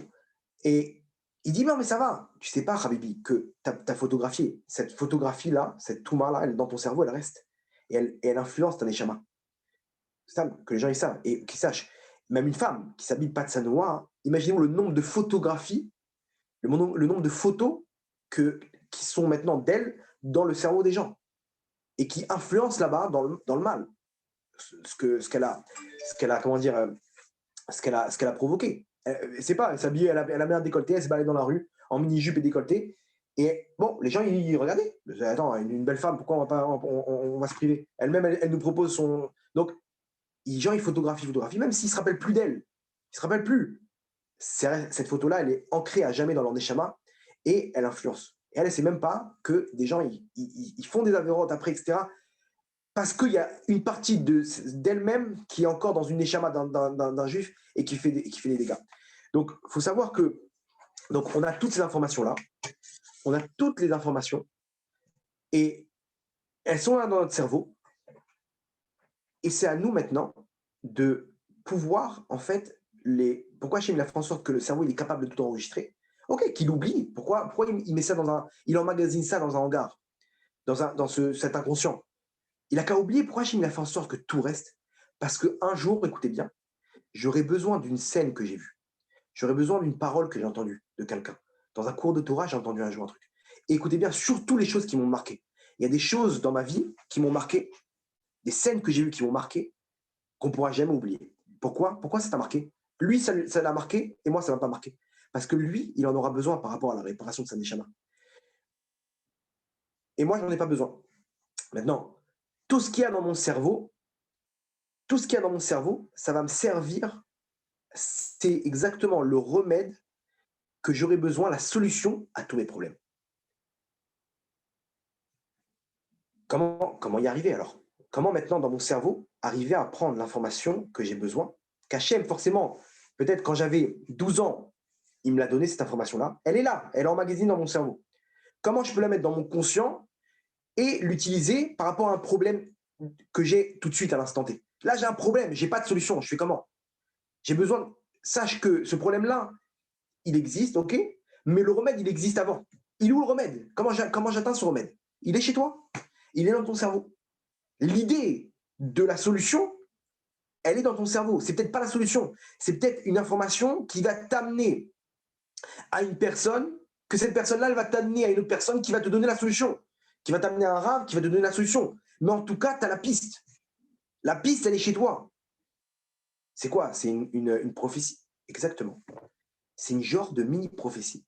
Mini-prophétie que le Baal Shem Tov, il dit que proche du troisième temple, à l'époque du troisième temple, vous allez voir, Bezrat Hashem Bekarov, on va arriver à un niveau où chacun, il pourra voir tout ce qui se passe d'un bout à l'autre du monde. On sera presque tous des prophètes. Il y a écrit là-bas que les anges, ils vont venir dire à un homme, parle-moi d'Hachem, raconte-moi comment il est, raconte-moi qui il est, parle-moi de lui. On va arriver à un niveau de compréhension spirituelle énorme, énorme. Entre parenthèses, comment dire, j'ai entendu un jour un rave, le rave Meir Morgenstern, il disait que dans le mal, cette vision-là d'un bout à l'autre du monde, dans le mal, c'est quoi? C'est que ce qu'Hachem donne au monde comme cadeau, il le donne à nous d'utiliser dans le bien ou dans le mal. Il y en a aujourd'hui qui utilisent ça dans le mal. Ou, par l'intermédiaire d'Internet, on a la possibilité de voir d'un bout à l'autre du monde. Les gens, ils utilisent ça des fois dans le mal, pour voir qu'est-ce que lui, il a chez lui, dans sa maison. Et les gens, ils utilisent Internet de façon malsaine, de pouvoir regarder dans la vie des gens, de pouvoir voir à l'époque, pour fauter, voir une femme qui n'est pas de sa noix, qui est dénudée, de fauter. C'était dur. Il fallait aller voir une femme dans l'autre bout du pays. Aujourd'hui, en un clic, le mec, il peut voir d'un bout à l'autre du monde. Il peut voir toutes les bêtises du monde en 3-4 clics. Cette force-là, c'est une force que les forces du mal, ils prennent la force spirituelle de voir d'un bout à l'autre du monde qu'on aura bientôt dans le mal. Et ce rave-là, il dit que c'est ça la guerre de Gog et Magog, c'est de lutter contre ce mal-là, que oui, il y a du bien sur Internet, mais il y a aussi des mauvaises choses. Et il dit, c'est quoi la preuve? C'est que la guerre de Gog ou Magog, c'est quoi Gog? Il dit, regardez, Google, c'est exactement les mêmes mots. Gog, Google, c'est exactement pareil. La lutte que j'ai dans le mal, de pouvoir ne pas regarder le mal d'un bout à l'autre du monde, elle va m'amener à la Géoula finale, qui est de voir le bien d'un bout à l'autre du monde, qu'on va voir bientôt. Donc, le Baal Shem Tov dit, plus on se rapproche du Beth Amikdash, plus on arrive à cette capacité-là. Et donc, d'arriver à une mini-prophétie, qui n'est pas une prophétie, c'est plus de la Shgacha pratique, de la providence divine, ok? Et vous pouvez demander à des gens. Il y a des gens, ils vont dire, ouais, c'est incroyable, j'ai pensé à lui, j'ai pensé à une chose, oh, tu m'en parles maintenant. Combien de fois ça nous est arrivé ça? D'un coup, tu as un flash d'une chose qui t'est arrivée il y a 10 ans, et d'un coup, tu parles avec un pote qui te parle de cette chose-là. Ou tu es en train de faire un truc, d'un coup, tu penses à quelqu'un, il rentre dans le magasin. Je pense à toi, tu as une longue vie. Combien de fois on a dit ça? Tu as une longue vie. C'est quoi ça? Tu penses à un truc, je sais pas, tu penses à une fille pour telle personne. Je sais pas pourquoi, peut-être qu'ils iraient bien ensemble. Tu organises le truc, ils se marient les deux. Mais attends, mais comment on t'a mis dans ta tête un jour cette pensée-là? Hachem, il t'a donné une mini-prophétie. Mais alors, comment arriver à ces prophéties-là? On me met dans ma tête ce que j'ai besoin. Ça a l'air d'être du roi Kodesh. L'esprit divin. Comme ça, les tzadikim, ils ont le roi Kodesh, ils savent tout ce qui se passe. Comment arriver à ça? C'est pas du roi. Ça ressemble à ça, c'est plus de la Hashgacha pratique. Comment arriver à ça? Quand on est à sa place. Quand je fais mon tikkun, quand je veux faire mon tikkun, comme on a dit qu'Hachem il est intéressé à m'aider, il va me donner les pensées qui sont dans mon inconscient maintenant. Il va me les mettre dans mon conscient. Parce que maintenant, j'en ai besoin pour savoir comment réparer, comment avancer, comment réparer ce problème, Hachem. J'ai du mal. Le mec, il a du mal avec sa femme. Hachem, je n'arrive pas à supporter ma femme. Elle me rend fou, elle m'étouffe. Comment je fais? Ou j'arrive pas à Shabbat. Comment je fais? Hachem, il va lui donner une information. Je veux réparer. Voilà, ma prière, elle est là. OK. Comment on fait ça? Le Rabbi Nachman, il a donné le remède. Il a, comment dire, il a remis ça en place, on va dire. Ça existait depuis toujours. Comment on arrive à ça? À ce qu'Hachem, il nous met les bonnes pensées. Ce qu'on appelle l'Aïdbo des doutes. C'est quoi l'Aïdbo des doutes? L'Aïdbo des doutes, si on traduit littéralement, c'est le fait de se retrouver avec soi-même. C'est de se retrouver avec soi-même. Je suis midboded. Regardez, aujourd'hui, on est en bidoud. On est confiné. Confiné, en hébreu, c'est bidoud. OK. Pourquoi tu es en bidoud? Parce que les gens, ils sont avec tout le monde, sauf avec eux-mêmes. J'ai entendu un jour un tzaddik, Avraham Zagdoun, il disait, quand une personne elle commence à rechercher Hachem, c'est là qu'elle se trouve. On ne sait plus qui on est. On est dans cet imaginaire-là qu'on nous a transmis, on nous a élevés dans une bulle, et je ne sais pas qui je suis. À partir du moment où je me retrouve, je rencontre ma neshama, je me reconnecte avec moi-même, à ce moment-là, je suis ce qu'on appelle midboded, comme Hachem il apporte avec le corona aujourd'hui ça. Hachem il apporte avec le corona le fait de se retrouver soi-même, d'arrêter cette folie dans laquelle je me trouve. Arrête tout, arrête-toi maintenant, retrouve-toi chez toi, retrouve ton foyer juif comme ça, arrête de sortir, arrête de chercher qu'est-ce que je peux faire. Les gens ils ont cru que c'est des premiers ministres. Et je peux pas, je suis occupé. Ma femme un jour elle a eu un rendez-vous avec un chirurgien, peut-être fallait opérer, peut-être fallait pas opérer, etc. Un truc, une petite opération quoi, pas un truc important, mais peut-être fallait opérer. Un truc maintenant, c'est 3 mois de rendez-vous. Et même s'il faut opérer, après, c'est encore 3 mois. C'était en plein confinement, le premier confinement là-bas à l'époque. Elle a appelé la secrétaire pour prendre rendez-vous, juste pour que le chirurgien il voit est-ce que oui, il faut opérer ou pas. Un coup d'œil. La secrétaire elle lui dit bah, vous voulez venir maintenant, il n'y a personne. Comment ça, il n'y a personne? Ouais, d'habitude, c'est sur 2-3 mois, mais là, avec le confinement, tout le monde a annulé. Et en fait, les gens, ils ont tellement peur, ils ont besoin, non, je vais prendre rendez-vous chez le chirurgien quand même pour voir s'il ne faut pas opérer. Ils cherchent des trucs à faire. On est dans un monde de fous. On est dans un monde de fast-food. Il faut tout rapidement, tout maintenant, maintenant, maintenant. Arrête cette folie. Sors de ta bulle. Arrête-toi avec toi-même. Commence à lead boded. Retrouve-toi avec toi-même. Retrouve-toi avec ta neshama. Retrouve-toi avec Hachem. Ça, c'est l'aïdbo des doutes. Je commence à parler avec Hachem. Rabbi Nachman il dit l'aïdbo des doutes, c'est arriver à Hachem. C'est dur d'arriver à Hachem. On ne peut pas comme ça. Le mec, en claquant des doigts, il fait monter sa neshama à Hachem. Il y a des tzadikim, ils sont capables de le faire. Le Baal Shem Tov, il fermait les yeux, il montait dans les mondes d'en haut. Il redescendait. Il faisait ce qu'on appelle aliyat neshama. Nous, on n'est pas capable de ça. Dans la tfila, le mec, il fait sa tfila, il regarde à gauche, à droite, etc. Il regarde ses messages et tout. On n'est pas concentré, on prie Hachem. Laisse tomber, tu ne peux pas te connecter à Hachem. Rabbi Nachman, il dit, à quoi ça ressemble? Ça ressemble à une autoroute qui est truffée de soldats qui m'empêchent de passer. Ils ont mis des barrages et des barrages et des barrages. Comment je fais? J'utilise les voies de campagne. Je contourne. C'est vrai, c'est pas l'autoroute classique. C'est des voies qui sont un peu trucs, mais c'est pas grave. Comme ça, je peux éviter les barrages. L'aïdbo des doutes, c'est éviter les barrages qu'on m'empêche de me connecter à Hachem par les voies principales. C'est là-bas que les forces du mal ils se trouvent. Ils nous attendent à la tfila, ils me déconcentrent là-bas, etc. Donc j'utilise l'aïdbo des doutes pour contourner tout ça. C'est quoi l'aïdbo des doutes? C'est prier avec Hachem, mais pas prier. Je parle avec lui, je me retrouve avec lui tout seul. Le monde, il s'arrête maintenant. Il n'y a que moi et toi, Hachem. Et imagine-toi qu'Hachem, maintenant, le Rambam, il dit quand une personne s'adresse avec Hachem, d'un coup, elle sent son cœur se remplir d'amour, déborder d'amour pour Hachem. Dès qu'il commence à penser à Hachem, etc., Hachem, il est là. Bechol makom asher askiret shemi avo elecha ou berarticha, Hachem dit. Chaque fois que tu m'appelleras, je viendrai, je te bénirai. Imaginez-vous quand une personne, elle se retrouve tout seule. Alors, il faut trouver un endroit pour ça où tu peux te concentrer, tu peux sortir un peu de ta bulle. Il y en a, ils vont dans les forêts, il y en a, ils vont dans les campagnes. Mais tu peux te retrouver dans ta chambre, tu peux te retrouver même dans un concert avec 30 000 personnes autour de toi. Et tu fermes les yeux, commence à fermer les yeux de tout ce monde de fou. et commence à parler avec Hachem. Alors chacun son truc. Commence, quand tu parles, commence à se dire, papa, papa, tu parles avec lui. Au début, tu vas te dire, mais je suis un fou, comment je parle tout seul là? Et imagine-toi, commence à faire ce qu'on appelle utilise ton imagination dans le bien. Imagine-toi qu'Hachem, il te répond. Et qu'Hachem, il te dit, oui, mon fils, comment ça va? Je vois que ça va pas bien en ce moment. Hachem, il te parle et dit, qu'est-ce qu'il y a? Qu'est-ce que tu veux, mon fils? Comment je peux t'aider? Et là, tu commences à parler. Tu commences à t'ouvrir. Vous savez qu'il y a des psychologues aujourd'hui, ils sont là que pour écouter la personne. Et le mec, ça lui a fait du bien. Imaginez-vous maintenant si je sais, comme il dit le Rambam, que quand je commence à parler, Hachem, il est là. Bechol makom asher askir Hashemi, avo elecha, je viendrai vers toi, Hachem, il te dit. Tu m'appelles, je viens.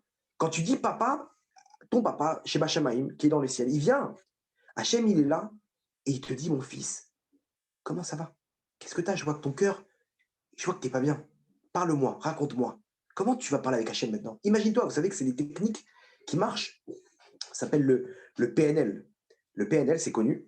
C'est quelque chose qu'on va te mettre dans une sorte de mini, pas hypnose, mais on va te mettre dans une imagination comme ça, où tu rentres. Maintenant, tu choisis une porte, c'est par rapport à une année. La personne a 32 ans, on va lui dire, voilà, tu as 32 portes, quelle porte tu choisis? Tout de suite, j'ai la porte 2. Parce qu'à l'âge de 2 ans, tu as eu quelque chose qui te fait mal. C'est pas pour rien maintenant que le numéro 2, il a sauté à ton esprit. Ton inconscient, il t'a donné la réponse. Ça marche, ces trucs-là. C'est connu. La Hitbo des doutes, c'est exactement pareil. Je vais parler avec Hachem et je vais commencer à faire ce que le birou à Médamé, ce que j'ai expliqué maintenant, je vais commencer à faire le tri. Je vais commencer à parler et parler. Ok, ça va durer 5 minutes, 10 minutes, un quart d'heure. Il y en a, ils prennent 1 heure de temps. Ils sont tellement bien. Ils sont tellement bien. Il y aura un yetzara énorme de faire ça. Mais commence à utiliser cette force. Et Hachem, vous savez quoi? Comment il va te donner maintenant le remède qui existe pour tous tes problèmes? Il va te mettre ce que tu as eu comme information dans ton inconscient, il va te la mettre dans ton conscient. Tu vas poser une question à Hachem. Tu vas dire, Hachem, pourquoi j'ai ça maintenant? Pourquoi maintenant je souffre avec ma femme? Pourquoi je souffre avec ma parnassa? Pourquoi j'arrive pas à me marier? Après que tu es sorti de ta bulle, parce que tu ne vas pas voir ça tout de suite. Il faut d'abord commencer à te connecter avec toi-même, parler avec Hachem, parler, jusqu'à temps que tu sens que là, tu t'es connecté avec ta neshama. Tu t'es connecté avec ta neshama, et là, d'un coup, tu vas avoir une pensée qui va te sauter. Pourquoi j'ai ça? Et d'un coup, tu vas penser à un rave. Tiens, je vais aller lui parler à ce rave-là. Je vais lui poser la question. D'un coup, tu vas penser à une personne. Tu vas lui parler. Utilise ces pensées qui te sautent à l'esprit à ce moment-là comme une prophétie. Vous savez combien de fois ça m'est arrivé ça? Combien de problèmes j'ai résolus comme ça?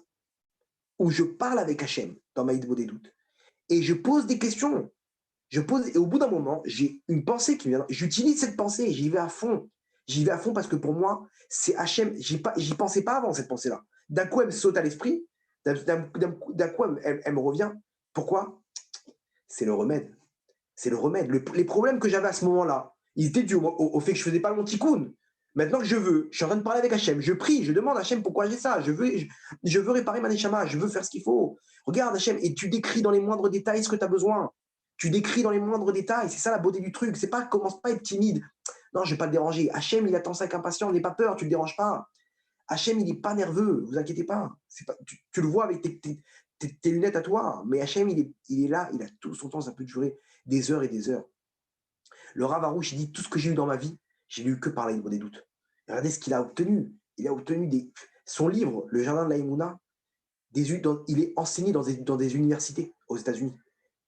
C'est des projets dans des universités aux États-Unis, des goyim, ils utilisent ça. C'est un best-seller dans le monde, son livre. Tout. Et il a fait tchouva. Il était chiloni, il était complètement laïque. Aujourd'hui, il est roche yeshiva. Vous voyez, tout le temps le sourire. Il n'a pas de problème. Il n'a pas de problème. Vous savez pourquoi?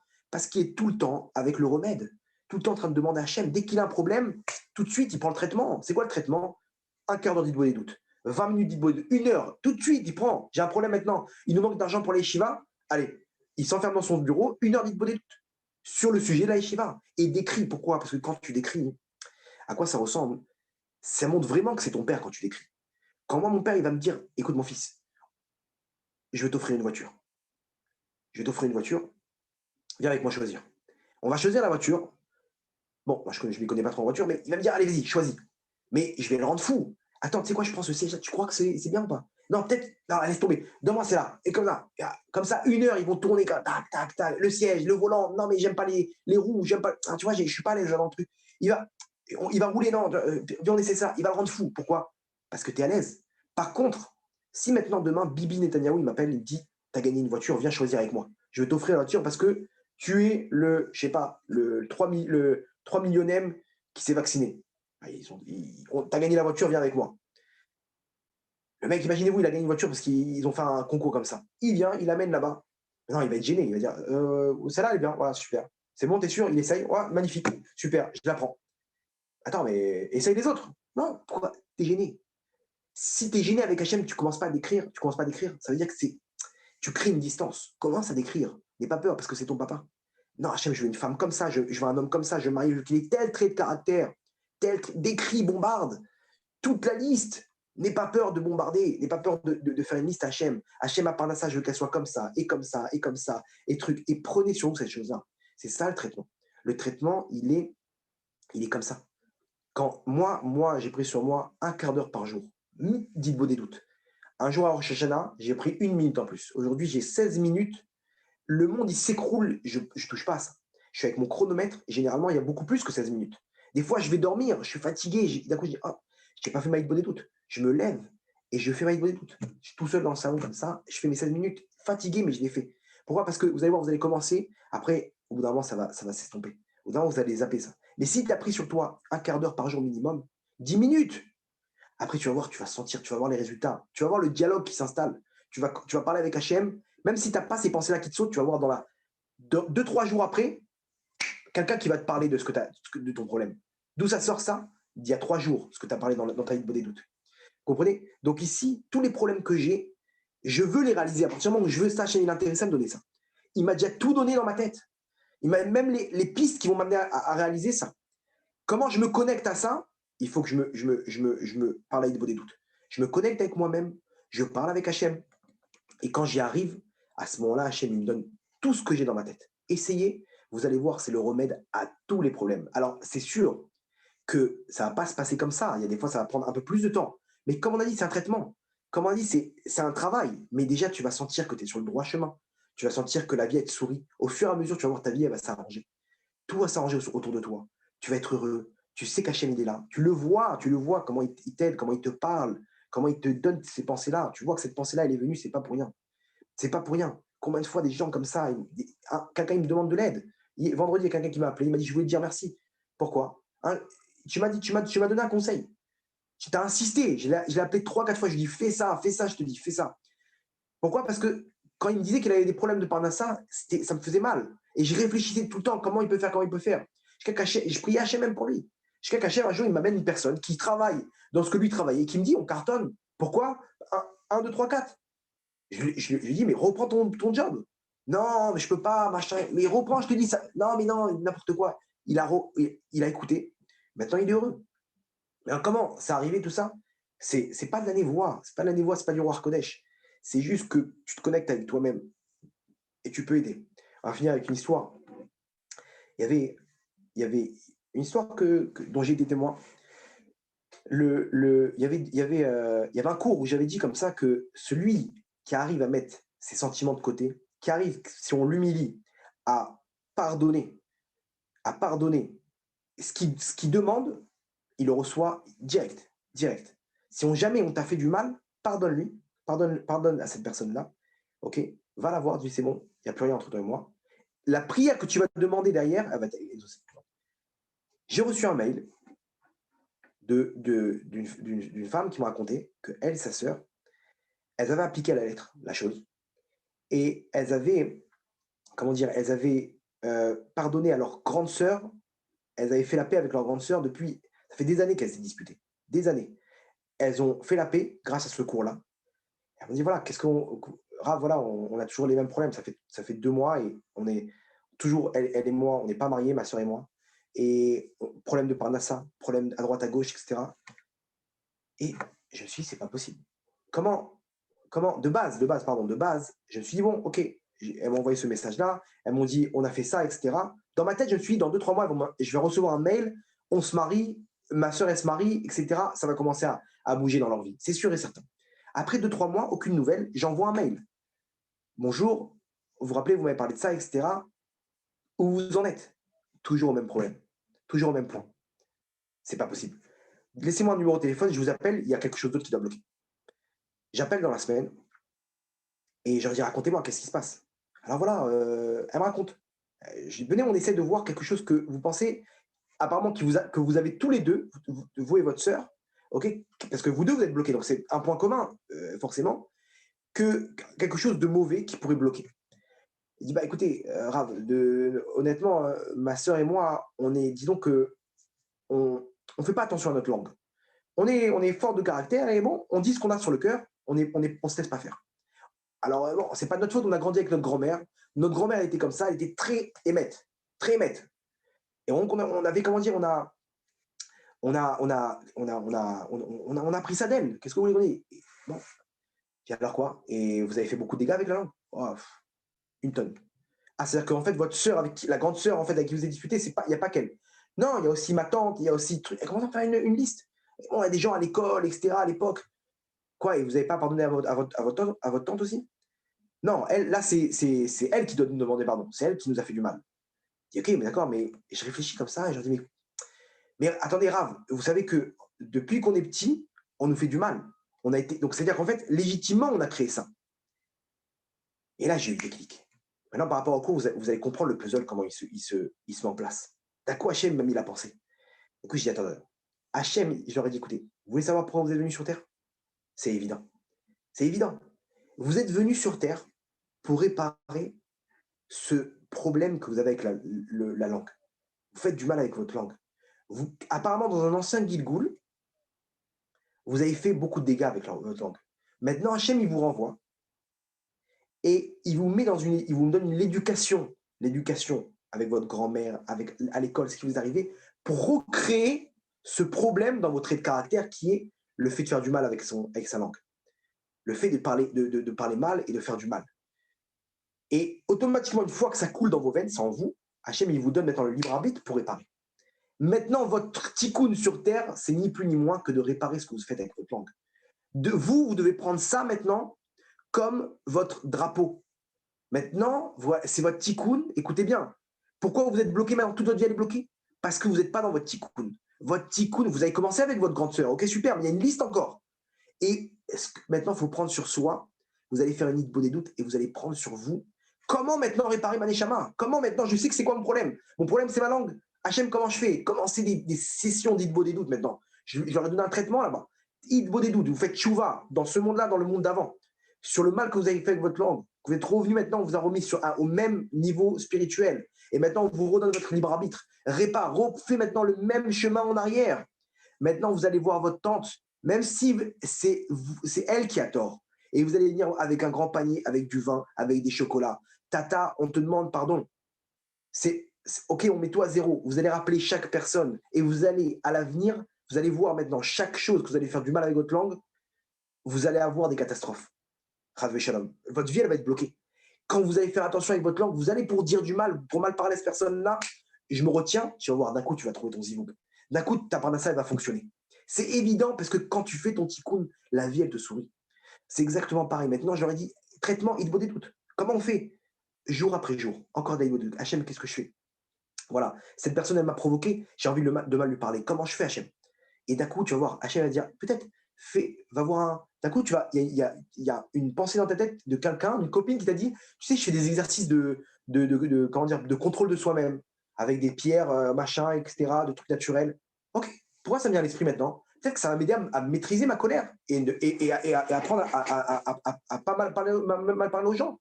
Hachem, il te met sur la piste, commence le traitement. Donc, on a compris maintenant comment ça marche. Il y a des problèmes. Tout le monde a des problèmes aujourd'hui. Comment y arriver? Comment y arriver par l'intermédiaire de cette hypo des doutes? D'arriver déjà d'arriver à un endroit stérile, de me connecter avec ma neshama et de comprendre ce que j'ai besoin de faire et d'y arriver. D'y arriver, de le faire à fond. Comment? Tous les jours, un peu d'hypo des doutes. Tu te connectes avec Hachem, tu te connectes avec toi-même. Automatiquement, tu comprends ce qu'il faut faire, tu l'appliques et la vie te sourit. Il n'y a plus de problème. Le remède existe, il est en toi. À toi de l'amener. À toi. À toi de l'amener vers toi. Et pour ça, Hachem, il est là. Il attend avec impatience le moment où tu vas t'adresser à lui. Donc, Hiratson, ce cours-là, il peut aider beaucoup de gens. Il y a beaucoup de gens qui ont des problèmes, qui ne connaissent pas cette arme-là que Rabbi Nachman a remis en place. Il faut le faire vraiment, il faut essayer. Même si vous allez paraître pour des débiles au début de parler tout seul, vous allez voir comment ça marche. Parlez aux gens qui le font, ça. Ils vont vous dire, c'est exactement ça. C'est vrai, ça marche, ça marche. Et bien, sachez maintenant, vous avez le système, vous savez comment ça marche, vous savez comment les problèmes viennent, comment les réparer, pourquoi l'Idbo des doutes ça marche et comment arriver à ces mini-prophéties. On a entre les mains des choses incroyables. À nous de les utiliser. Donc, Hiratson, que je il puisse nous aider à se rapprocher de lui, de nous-mêmes, et d'arriver à notre délivrance personnelle et à la délivrance du Ham Israël. Baruch Adonai Leolam, amen, amen. Voilà, si vous avez des questions. Merci, Rav. Excusez-moi. Donc, oui, je vais vérifier qu'il y avait des questions. Bon, il y avait des questions qui sont arrivées au cours de comment ça s'appelle, du cours, mais vous avez déjà répondu au début quand vous avez parlé de pour quelle mission on était venu, comment savoir de quelle mission, etc. Bon, il y a eu un débat qui a suivi. Sur les réseaux sociaux, il m'a mis la pensée pendant le cours. J'ai reçu, sans vous mentir, j'ai reçu 4 fois ou 5 fois la question. J'allais vous couper et vous avez directement embrayé dessus, donc vous avez donné la réponse directement à ça. J'ai pas eu d'autres questions. On va demander aux autres s'ils ont des questions de lever la main ou de se faire connaître sur le chat. Comme ça, au moins, ils peuvent la poser en direct au Rav. Sinon, on me demande comment être informé des nouveaux Zooms que vous allez avoir ou des cours que vous donnez. Et je vais profiter pour vous dire de ce que je sais de Chloé. Parce que Chloé m'a informé, il y a une page Facebook au nom de Rav David Toledano sur Facebook, où vous pouvez le suivre aussi sur YouTube, ou vous rapprochez de Chloé, qui est animatrice avec moi sur le Zoom, qui vous donnera tous les coordonnées. On n'a pas de questions. Baruch Hashem, ça a été un cours qui a été hyper constructif. On me dit que tout était clair. Voilà, je reçois des messages, tout était très clair. Merci Rav, merci Rav. Donc voilà, moi aussi, je vais vous remercier. Je vais remercier tout le monde d'avoir participé à ce Zoom. Bezrat Hashem, j'espère qu'on vous retrouvera très bientôt sur Yeshiva Online. Et merci à tous et à très vite. Merci Rav. Shavua Tov. Yeshiva Online aussi. Avec plaisir. Au revoir. Au revoir.